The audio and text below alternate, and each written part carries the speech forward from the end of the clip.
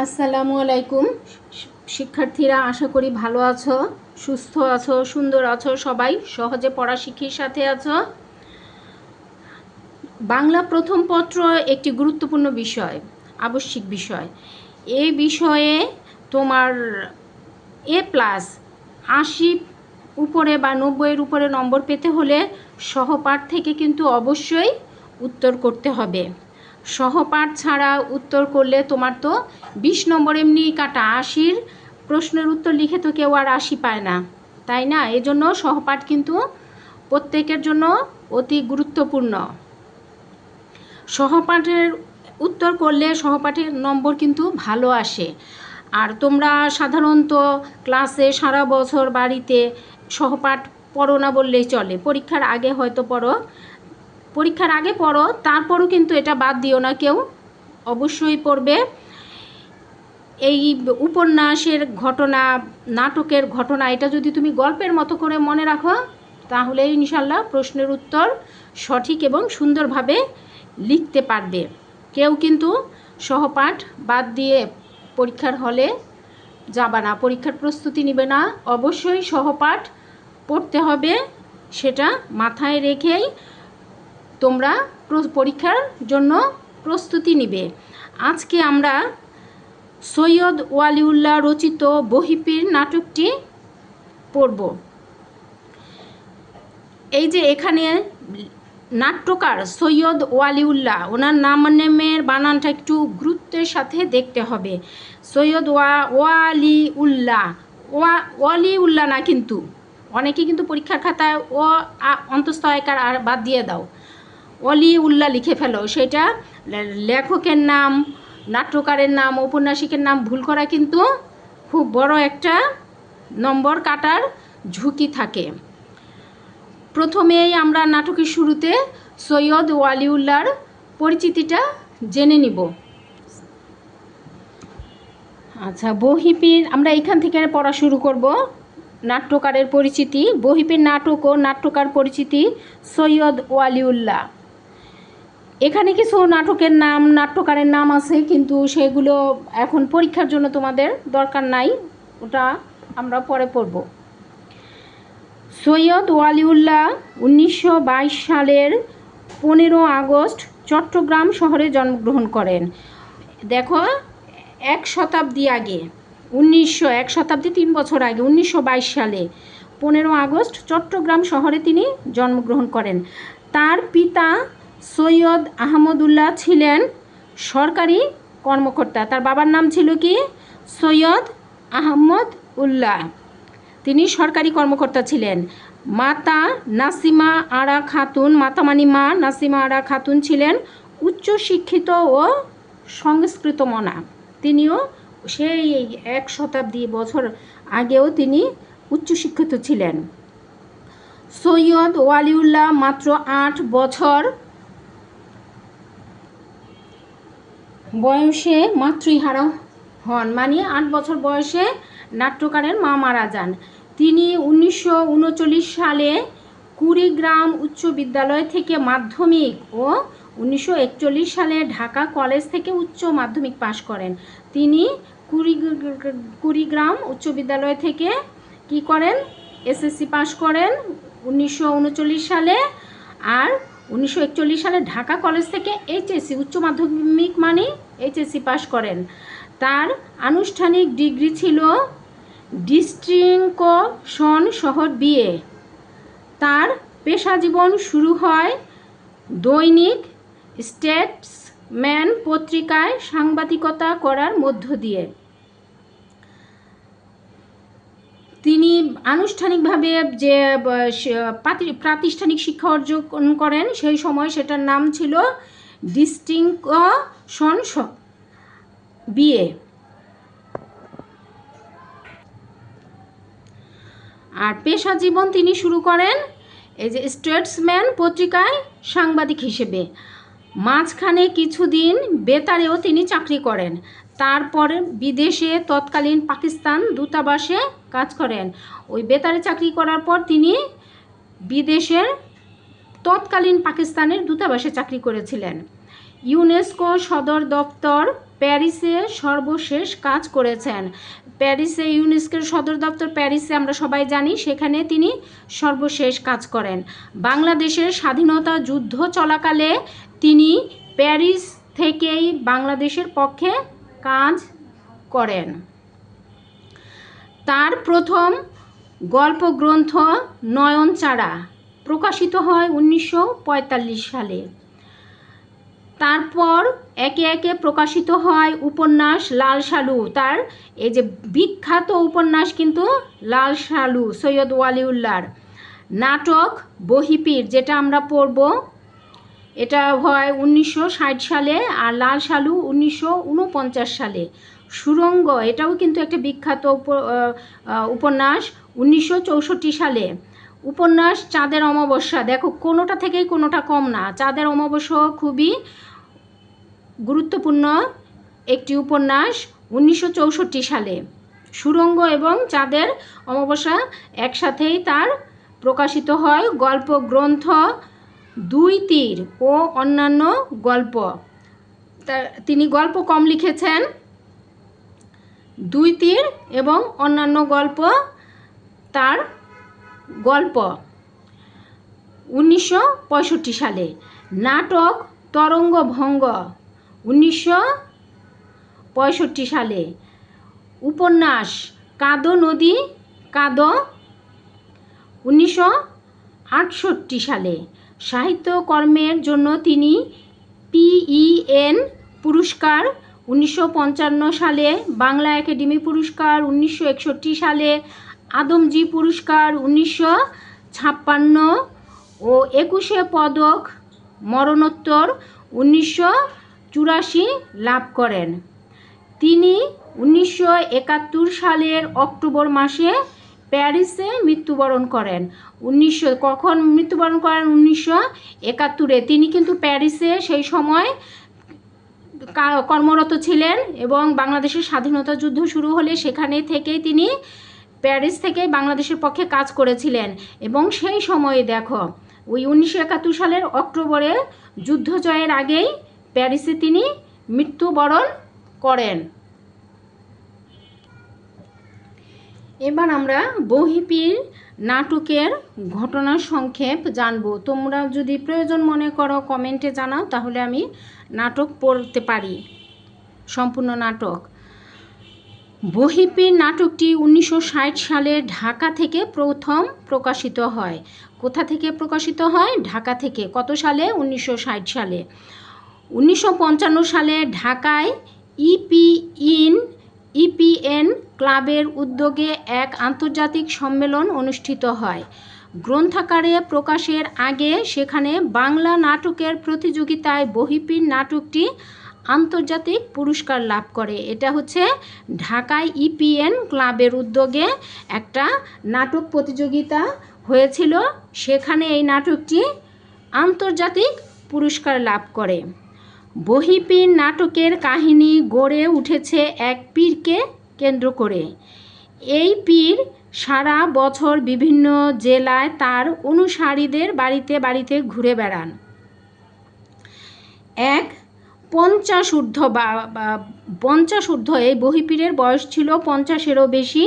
50 ঊর্ধ্ব এক বহিপীর, তার ঘটনাকে কেন্দ্র করেই নাটকের ঘটনা আবর্তিত হয়েছে। এই পীরের মুরিদ সারা দেশে ছিল।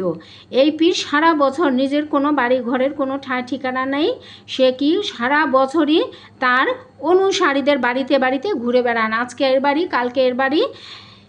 এক এক এলাকায় এক এক ধরনের ভাষা।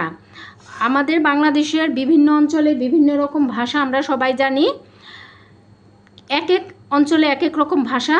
তাই তিনি বিভিন্ন এলাকার ভাষা শিক্ষা না করে বইয়ের ভাষায় কথা বলতে থাকেন।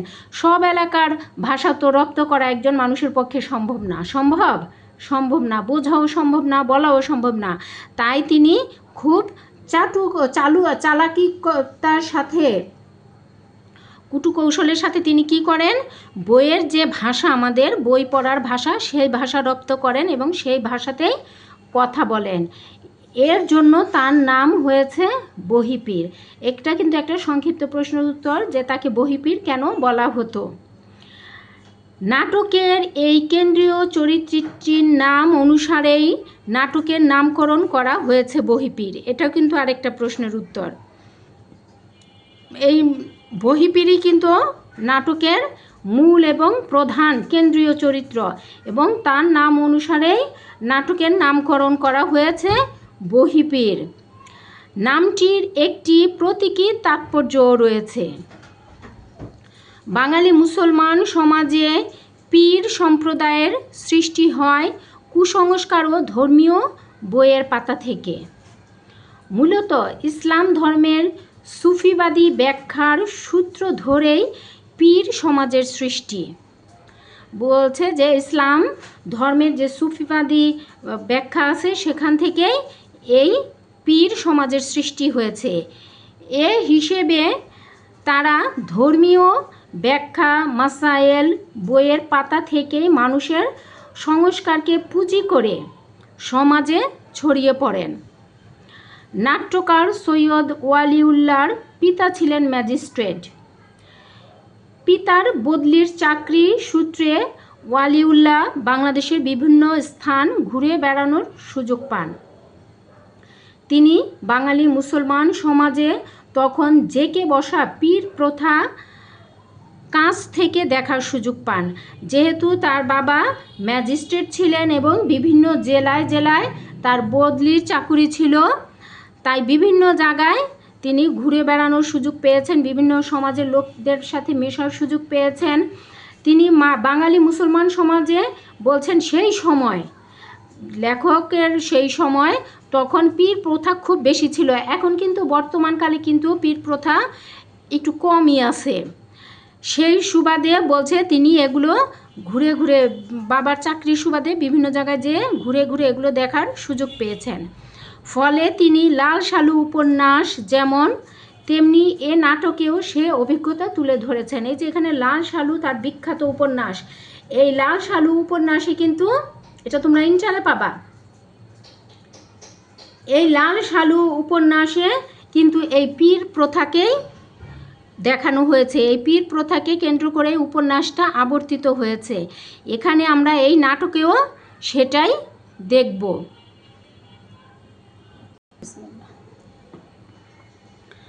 নাটকটি গড়ে উঠেছে বহিপীরের সর্বগ্রাসী স্বার্থ ও নতুন দিনের প্রতীক এক বালিকার বিদ্রোহের কাহিনীকে কেন্দ্র করে। এই নাটকটির যে কাহিনী অবয়ব সেটা গড়ে উঠেছে বহিপীরের সর্বগ্রাসী স্বার্থ। এখানে এই বহিপীরের স্বার্থকে কেন্দ্র করেই নাটকটা হয়েছে।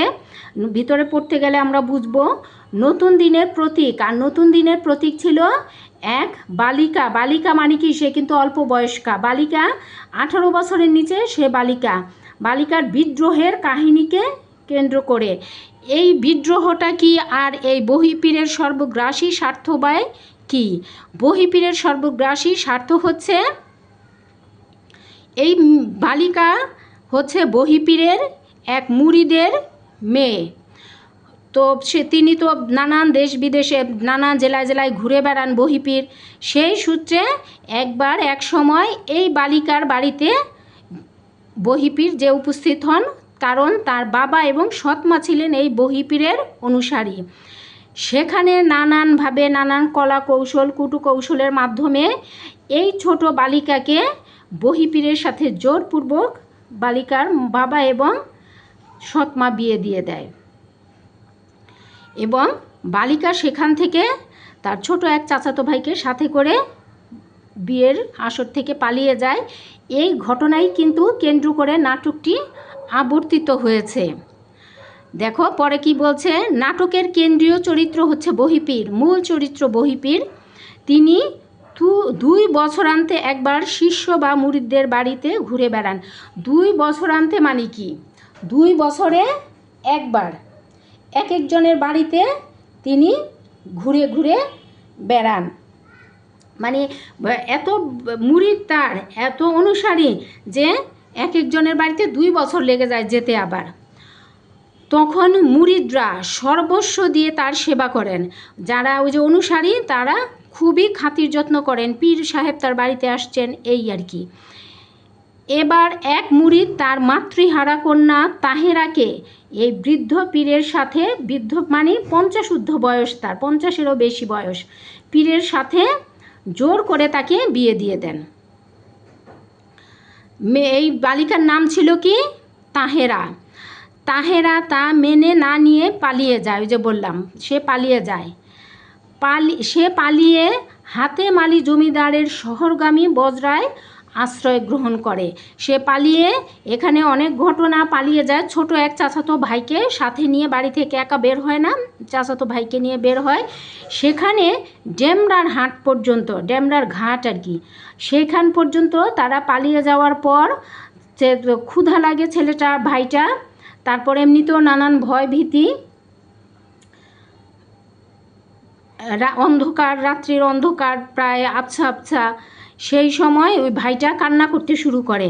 আর এই মেয়েটা তাহেরা, যে বালিকার বয়স হতো সেরকম কিছু না, সে অবাক দৃষ্টিতে এদিক সেদিক তাকাতে থাকে। তখন ওই ড্যামরার ঘাটের যত রকম যা মানুষ একটা ঘাটে বা হাটে কত রকমের মানুষই থাকে, তারা যেন এই ছোট ছেলে মেয়ে দুটিকে ঘিরে দাঁড়ায়, নানান জনে নানান রকম কথাবার্তা বলতে থাকে। সেই ঘাটে বাধা থাকে তোমার, এই যে এখানে বলা হয়েছে যে বজরায়, জমিদারের শহরগামী বজরায় আশ্রয় নেয়। সেখানে এই হাতেম আলী নামক এক জমিদারের বজরা হচ্ছে বড় নৌকা বিশেষ, সেখানে আশ্রয় সে পায়। জমিদারের স্ত্রী খোদেজা, সে তার মায়া হয় যে এই ছোট ছোট বাচ্চা দুটিকে এভাবে চারদিকে লোকজন ঘিরে ধরেছে, ছেলেটা কান্না করছে, মেয়েটা অবাক দৃষ্টিতে নানান দিকে তাকাচ্ছে, এরা তো বিপদে পড়েছে। তখন জমিদারের স্ত্রী খোদেজা বেগমের মায়া হয় এবং সে লোক পাঠিয়ে, পরে খবর জানতে পেরে লোক পাঠিয়ে ছেলেটা চলে যায় ছেলের বাড়িতে, মেয়েটাকে সে বজরায় তুলে নেয়। এভাবে সে বজরায় আশ্রয় গ্রহণ করে। এখন এই বজরা কি? বজরা হচ্ছে তোমার বড় নৌকা বিশেষ।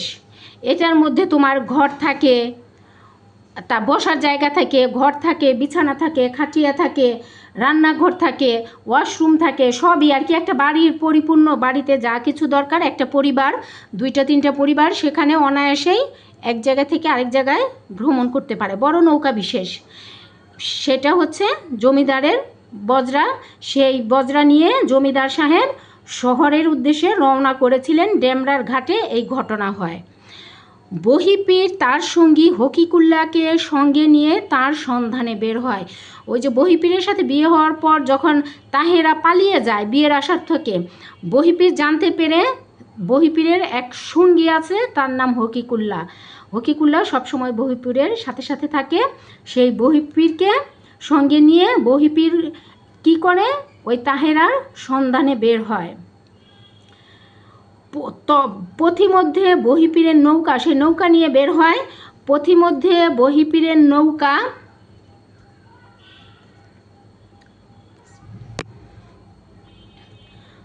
বহিপীর হকিকুল্লাহকে নিয়ে নৌকার সহযোগে বের হয়। আর বহিপীরের নৌকা পথিমধ্যে দুর্ঘটনায় পতিত হয়। দুর্ঘটনা মানে কি? খুব ঝড় শুরু হয়, খুব ঝড় শুরু হয়, একেবারে অনেক ঝড়। সেই ঝড়ের কবলে পড়ে নৌকা এবং তিনি ঘটনাচক্রে হাতেম আলীর বজরাতেই আশ্রয় লাভ করেন।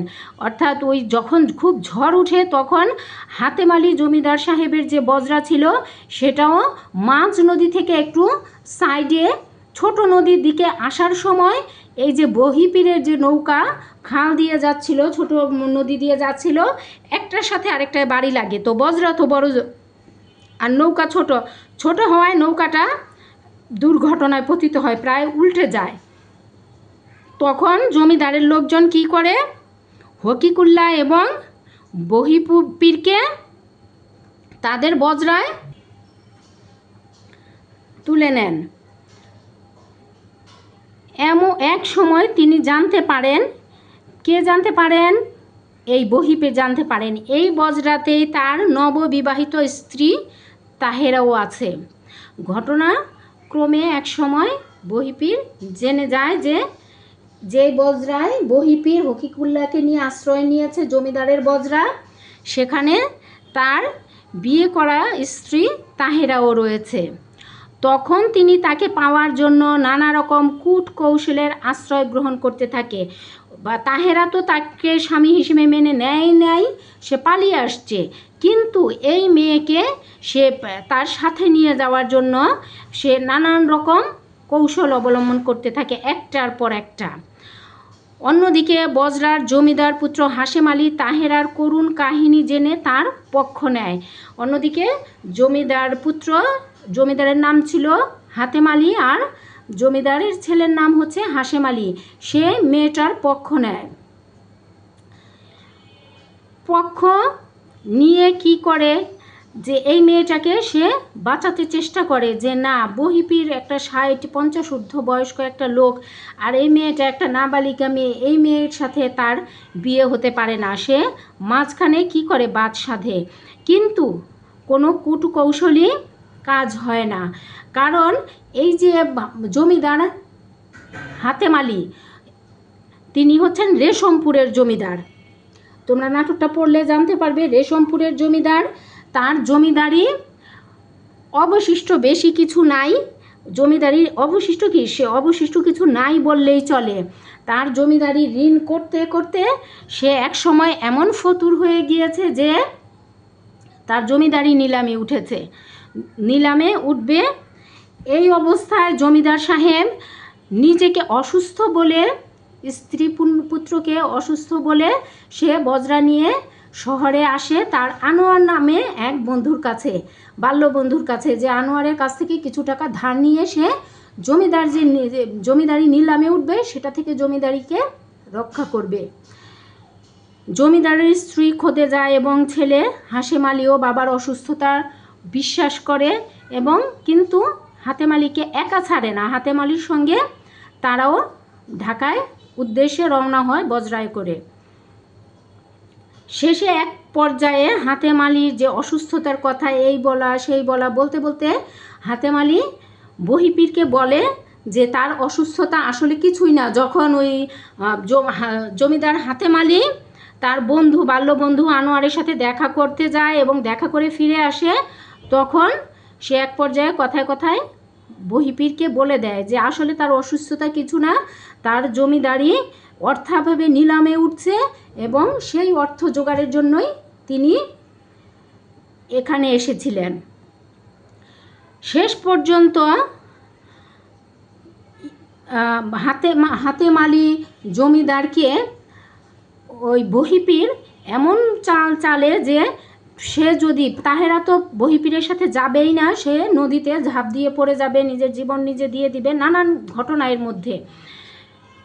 কিন্তু বহিপীর হাল ছাড়ে না। বহিপীর কি করে, এক কুটুকৌশল আটে, যে জমিদারের মাধ্যমে জমিদারকে বলে আপনি যদি তাহেরাকে, মানে তার বিবিকে বহিপীরের সাথে যেতে রাজি করাতে পারেন, তাহলে আপনার যে যত টাকা লাগে, যা প্রয়োজন, জমিদারি নিলামে যাতে না ওঠে, সেটা বহিপীর দিবেন। তখন হাতেম আলী অনন্য পায় হয়ে এই কথা ভিতরে তাহেরা এবং খোদেজাকে, তাহেরা এবং তার স্ত্রী খোদেজা পুত্র হাশেম আলীকে জানায়। তখন তাহেরা বিপদে পড়ে বহিপীরের সাথে যেতে রাজি হয়, যে ওইভাবেই তো বহিপীর তা একটা টোপ ফেলেছে যে তাহেরা এতেই রাজি হবে, একটা পরিবারকে, একটা জমিদারিকে বাঁচাতে এই মেয়ে কখনোই পিছু পা হবে না। তাহেরা রাজি হয়। রাজি হওয়ার পরও দেখা যায় যে না, হাশেম আলী কী করে, এই ঘটনাকে নিয়ে দেখো, এই একদিকে বজরার জমিদারি পুত্র, আচ্ছা, এই ঘটনাকে কেন্দ্র করে বজরার মধ্যে দুই পক্ষের দ্বন্দ্ব চরম আকার ধারণ করে। একদিকে বহিপীর তার স্ত্রীকে নিয়ে যাবে, অন্যদিকে তার স্ত্রী তাহেরা বহিপীরের সাথে যাবে না। বহিপীর জঘন্য কৌশলের আশ্রয় গ্রহণ করতে থাকে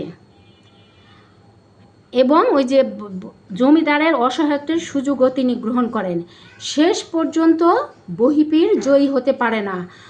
এত কিছু ঘটনার মধ্য দিয়ে হাশেম আলী তাহেরার হাত ধরে জমিদার এবং বহিপীরের সামনে দিয়ে তাহেরাকে টানতে টানতে বজরা থেকে নেমে ডেমরার ঘাটে নেমে হঠাৎই যেন নিরুদ্দেশ হয়ে যায়, অদৃশ্য হয়ে যায়।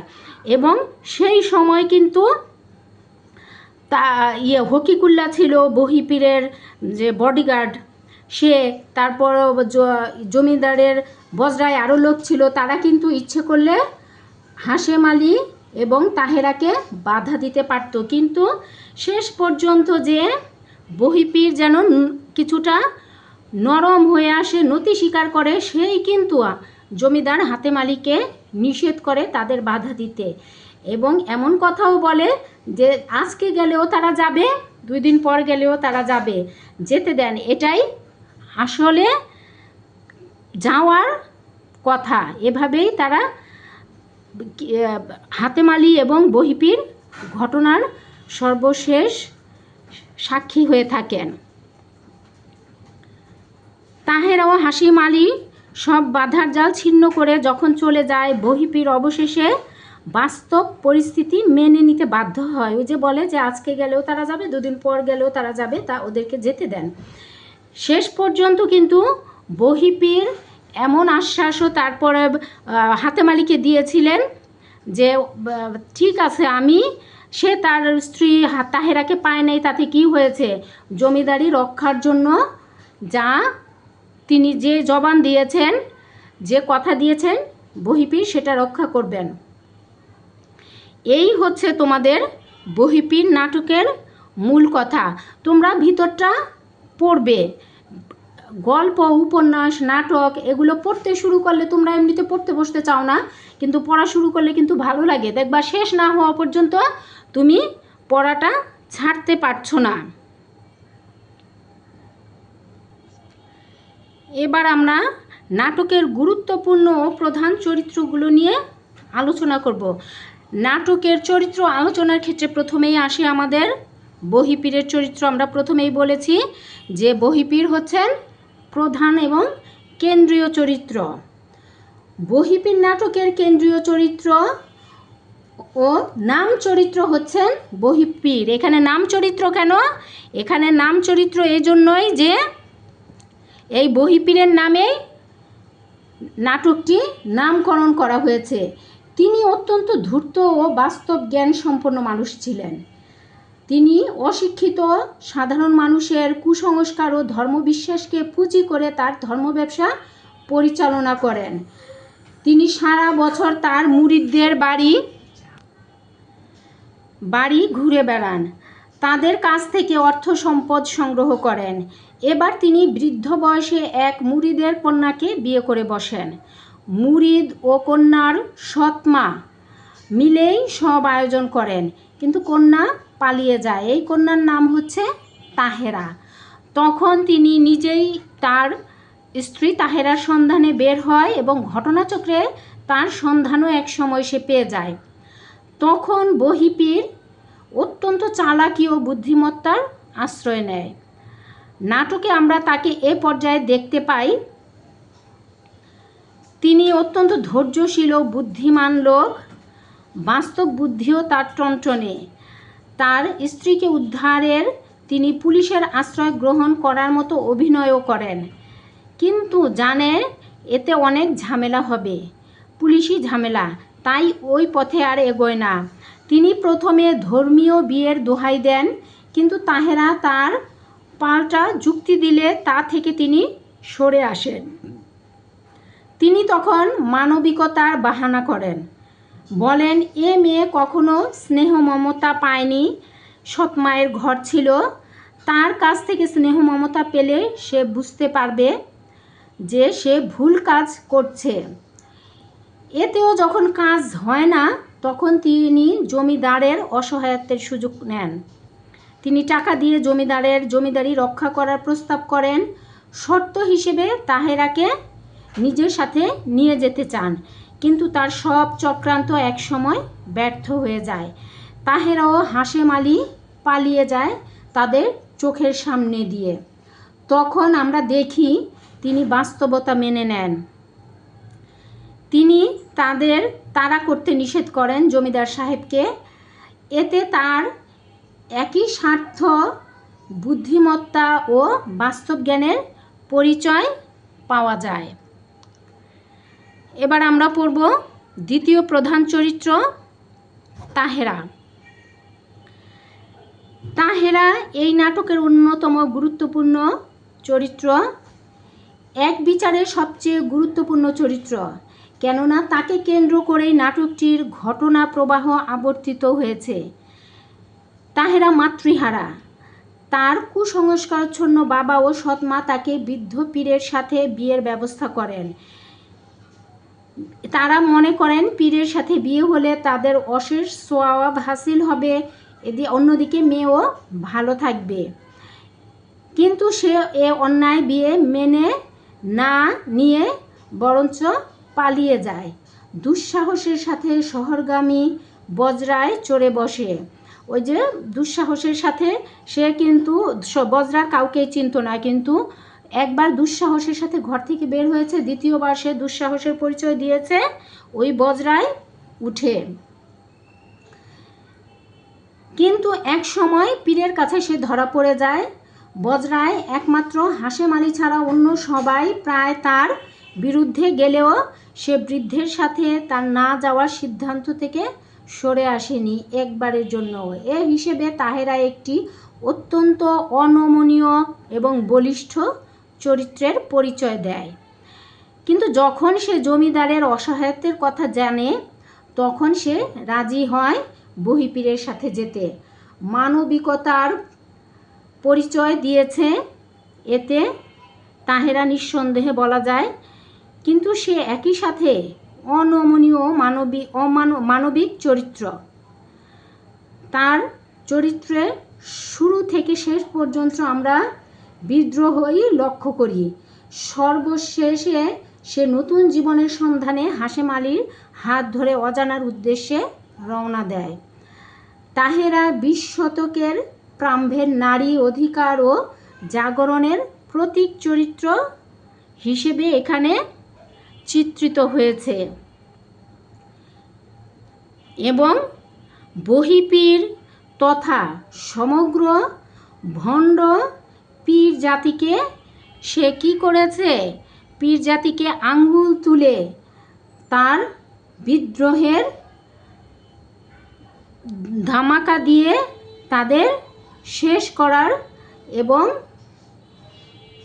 একাই সে এই যুদ্ধে বিজয়ী হয়েছেন। এবার আছে অন্যতম প্রধান চরিত্রের মধ্যে হাশেম আলী চরিত্র। হাশেম আলী ছিল রেশমপুরের জমিদার হাতেম আলীর পুত্র। সে এই নাটকে কাহিনীর দৃশ্যপট পরিবর্তনে অত্যন্ত গুরুত্বপূর্ণ চরিত্র।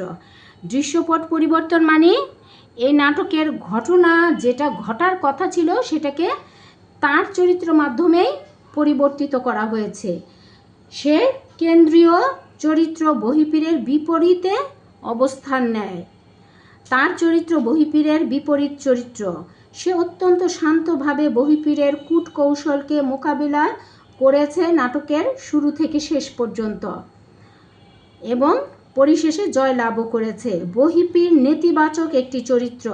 ব্যক্তিগত স্বার্থের হিসেবে সে জীবন ও জগৎকে গণনা করে। অন্যদিকে হাশেম আলী ইতিবাচক একটি চরিত্র।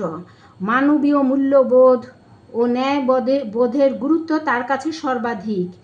এ অর্থে হাশেম আলীকেই নায়ক এবং বহিপীরকে খলনায়ক হিসেবে বিবেচনা করা যায়।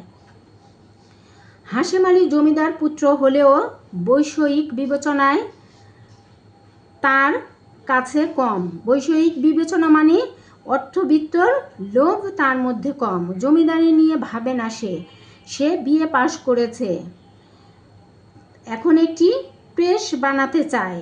পিতার জমিদারি চলে গেলেও সে এজন্য প্রেস বানাতে না পারলেও মোটেও চিন্তিত নয়। সে ভাবে যখন লেখাপড়া করেছে তখন একটা কিছু হয়ে যাবে। সে অত্যন্ত যুক্তিবাদী, আধুনিক ও মানবিক অনুভূতি সম্পন্ন মানুষ। বজরায় সেই প্রথম অচেনা মেয়েটির সমস্যার প্রকৃতি উপলব্ধি করে। সে তার প্রতি সহানুভূতি সম্পন্ন হয়ে পড়ে। মেয়েটি আত্মহনন করতে গেলে সে তাকে বারবারই রক্ষা করেছে। পুরো বজরার মানুষ যখন তার বিরুদ্ধে, তখনও সে মেয়েটির পক্ষ ত্যাগ করেনি। নাটকে তাকে অস্থির চিত্ত বলে বর্ণনা করা হলেও সে তার অবস্থানে ছিল স্থির। এক্ষেত্রে মায়ের সাবধানবাণী, বহিপীরের ভীতি প্রদর্শন, পিতার করুণ মুখ কিছুই তাকে পিছু হটাতে পারেনি। সে তাহারাকে বাঁচাতে চেয়েছে, এমনকি বিয়ে করে হলেও। জমিদার পুত্র হিসেবে তাহেরা তার কাছে অচেনা একটি পরিচয়হীন মেয়ে, কিন্তু শেষ পর্যন্ত সে সব ধন সম্পত্তি বিষয়বস্তু ত্যাগ করে মেয়েটিকে নিয়ে অনিশ্চিত অজানার উদ্দেশ্যে রওনা দিয়েছে। তার এ রওনার পিছনে কিন্তু কোনো লোভ লালসা বা মেয়ের প্রতি কোনো আকর্ষণ কিছুই ছিল না। সে শুধু চেয়েছিল তাহেরাকে বাঁচাতে।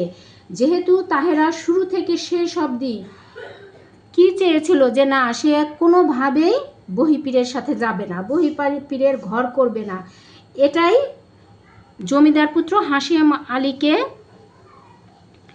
খুব দৃঢ়ভাবে নাড়া দিয়েছিল এবং তার উদ্দেশ্য ছিল এই মেয়েটিকে সে বহিপীরের হাত থেকে বাঁচাবে। তার এ পদক্ষেপকে অবশেষে বহিপীর নিজেই সঠিক বলে অনুমোদন করেছেন। হাশেম আলী ধর্মীয় কুসংস্কার ও সামাজিক অবিচারের বিরুদ্ধে প্রতিবাদের এক প্রতীকী চরিত্র হিসেবে এখানে উপস্থাপিত হয়েছেন। আচ্ছা, তারপরে 4 নম্বর চরিত্র আমরা দেখব হাতেম আলী। তিনি রেশমপুরের জমিদার সাহেব। হাতেম আলী একজন খোয়েঞ্চু জমিদার। খোয়েঞ্চু মানে যার জমিদারি একেবারে বিলুপ্তির পথে। খাজনা বাকি পড়ার কারণে তার জমিদারি সূর্যাস্ত আইনে নিলামে ওঠে। জমিদারি রক্ষার জন্য তিনি শহরে বন্ধুদের কাছে থেকে অর্থ সংগ্রহের উদ্দেশ্যে রওনা দিয়েছিলেন। তার জমিদারি নিলামের সংবাদটি তিনি পরিবারের কাছ থেকে গোপন রেখেছেন। চিকিৎসার অজুহাত দিয়ে তিনি অর্থ সংগ্রহের জন্য শহরে গিয়েছেন, কিন্তু তিনি অর্থ সংগ্রহে ব্যর্থ হন। অবশেষে তিনি বহিপীরের কাছে কথাটি বলেন। বহিপীর তাকে কঠিন শর্ত দেয়। অর্থ ধারের বিনিময়ে তার স্ত্রী তাহেরাকে তার হাতে তুলে দিতে হবে। মেয়েটিও এতে নিরুপায় হয়ে রাজি হয়, কিন্তু বেঁকে বসেন জমিদার নিজেই, কেননা তার নিজেকে নিজের কাছে কসাই মনে হতে থাকে। তার মানবিক মূল্যবোধ জাগ্রত হয়। তিনি টাকা নিতে অস্বীকৃতি জানান। এতে হাতেম আলী উচ্চ নৈতিকতা বোধের পরিচয় ফুটে উঠেছে। হাতেম আলী স্থধি, আত্মনিমগ্ন, উচ্চ মানবিক চেতনা সম্পন্ন একটি উজ্জ্বল চরিত্র। আমরা 4টা প্রধান চরিত্র নাটকের আলোচনা করলাম। অপ্রধান চরিত্র কিছু রয়েছে, তার মধ্যে জমিদার গিন্নি খোদেজা এবং হকিকুল্লা চরিত্রটি। হকিকুল্লা ও জমিদার গিন্নি এই নাটকের দুটি অপ্রধান চরিত্র। জমিদার গিন্নি অত্যন্ত সাদামাটা একটি চরিত্র। তিনি কুসংস্কারচ্ছন্ন কিন্তু অত্যন্ত ধর্মভীরু। বজরা একটি অচেনা মেয়ে আশ্রয় চাইলে তিনি তাকে আশ্রয় দেন। মেয়েটির দুঃখের কাহিনী জেনে তিনি ব্যথা অনুভব করেন, ব্যথিত হন। আবার যখন জেনেছেন মেয়েটি একজন পীরের পালিয়ে আসা স্ত্রী, তখন তিনি তাকে ফিরিয়ে দিতে চেয়েছেন। তিনি উপলব্ধি করেছেন এ বিয়ে অন্যায়, কিন্তু পীরের অভিশাপের ভয়ে তিনি ভীত থেকেছেন সব সময়। আবার ছেলে ও পীর মুখোমুখি অবস্থান নিলে তিনি পীরের পক্ষ নিয়ে নির্ঝঞ্ঝাট থাকতে চেয়েছেন, কিন্তু ছেলেকেও শত্রুভাবে দমন করতে পারেননি। তার মধ্যে বাঙালি চিরায়ত মায়ের প্রতিমূর্তি ফুটে উঠেছে। হকিকুল্লা চরিত্রটি একটি পীরের ধামাধরা ব্যক্তিত্বহীন চরিত্র। সে বহিপীরের সহকারী। প্রথম থেকে শেষ পর্যন্ত সে বহিপীরের পিছে পিছেই থেকেছে, বহিপীরের হুকুম মেনেছে, বহিপীরের কথা শুনেছে, কিন্তু মাঝখানে একটা ভালো পরামর্শ সে বহিপীরকে দিতে পেরেছিল। সেটা হচ্ছে বহিপীর যখন রাগ হয়ে হকিকুল্লাকে পুলিশ ডাকতে বলে, হকিকুল্লা তখন নীরবে দাঁড়িয়েছিল, পুলিশ ডাকেনি। এবং বহিপীর যখন এর কারণ জানতে চায় তখন সে কিন্তু বলেছিল যে পুলিশ ডাকলে মান সম্মানের হানি হবে, তাই সে পুলিশ ডাকেনি। বহিপীর এখন হয়তো গরম মাথায় তাকে পুলিশ ডাকতে বলেছেন, কিন্তু শেষ পর্যন্ত পুলিশের না ডাকাই ভালো, বহিপীর এটাই মনে করবেন। এজন্য হকিকুল্লা পুলিশ আর ডাকেনি। নাটকের শুরু থেকে শেষ পর্যন্ত আমরা হকিকুল্লাকে বহিপীরের ধামা ধরা একটি ব্যক্তিত্বহীন চরিত্র হিসেবেই দেখতে পাই। নাটকের প্রধান অপ্রধান চরিত্র আলোচনার শেষে আমরা নাটকের শেষ কথাটা একটু জেনে নেই। নাটকটিতে প্রতিফলিত সমাজচিত্র থেকে বোঝা যায় নাটকটির সময়কাল 19 শতকের শেষ ভাগ বা 20 শতকের শুরুতে। নাটকে দেখা যায় জমিদার হাতেম আলী সূর্যাস্ত আইনে তার জমিদারি হারাতে বসেছে। এই সূর্যাস্ত আইনটি প্রণীত হয় 1793 সালে এবং এ আইনে জমিদার হাতেম হারাতে থাকে তার জমিদারি। সে সময় বাংলাদেশের প্রত্যন্ত অঞ্চলে জেঁকে বসা পীর প্রথা, কুসংস্কার, অন্ধবিশ্বাসের চিত্র ফুটে উঠেছে এই নাটকে। এই নাটকে আমরা দেখতে পাই পীর সাহেবকে ধনী গরিব সবাই অসম্ভব ভয় ও মান্য করে। গ্রামের সাধারণ মানুষ তাদের পীরকে পেলে হিতাহিত জ্ঞান হারিয়ে ফেলে, তার সেবা করার জন্য পাগল হয়ে যায়। ধন সম্পদ থেকে শুরু করে নিজ কন্যাকে পর্যন্ত তারা দান করে। নাটকটি বাঙালি মুসলমান সমাজে প্রচলিত পীর প্রথার একটি বিশ্বস্ত দলিল, কিন্তু নাটকটি শেষ পর্যন্ত আমাদের আলোর পথ দেখায়, এ অবস্থা বদলানোর সংকেত প্রদান করে। নাটকটির দুটি প্রধান চরিত্র হাশেম আলী ও বিদ্রোহী চরিত্র তাহেরায় এ ব্যবস্থা ভেঙে বেরিয়ে আসে। কুসংস্কার অন্ধবিশ্বাসের স্থানে মানবিকতার জয় হয়। অপরাপর চরিত্রগুলোর মধ্যেও যৌক্তিক মানবিক বোধ জাগ্রত আছে বোঝা যায়। নাটকটি এভাবে মানবিক জাগরণের দৃশ্যকাব্য হয়ে ওঠে আমাদের সমাজে।